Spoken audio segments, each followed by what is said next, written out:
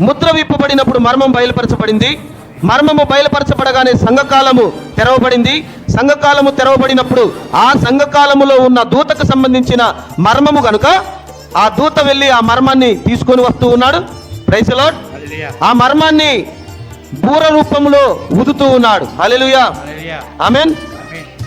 అప్పుడు జరుగుతున్నది ఏంటిది? యుద్ధం. ఏమి యుద్ధం అది?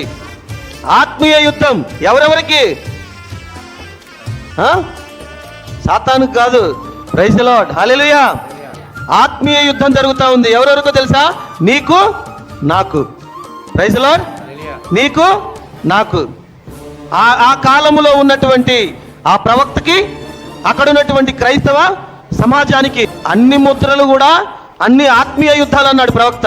మరి ఆత్మీయ యుద్ధం జరుగుతున్నప్పుడు అప్పటి వరకు అక్కడ ఉన్నటువంటి ఆ విశ్వాసులు ఆ వాళ్ళు జీవించుచున్న జీవనానికి వ్యతిరేకంగా ఉంటుంది. అది ఆత్మీయ యుద్ధం ప్రకటించిన తర్వాత ఆ ఆత్మీయ యుద్ధంలో మరి ఆ వర్తమానికుడు వైపు ఎన్నుకోబడిన వారు వచ్చినప్పుడు ఆ సంఘకాలము ముగించబడతా ఉంది.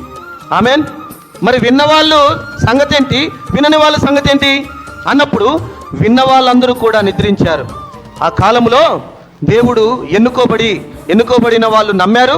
ఆ వర్తమానికుడు, ఆ వర్తమానాన్ని నమ్మినటువంటి ప్రజలు నిద్రించారు. హల్లెలూయా. కానీ మిగిలిన ప్రజలు, వినని వారు, గ్రహించని వారు, అవిధేయతను చూపిన వారు ఎవరైతే ఉన్నారో వాళ్ళందరూ కూడా తెగుళ్ళ చేత హింసించబడ్డారు. హల్లెలూయా.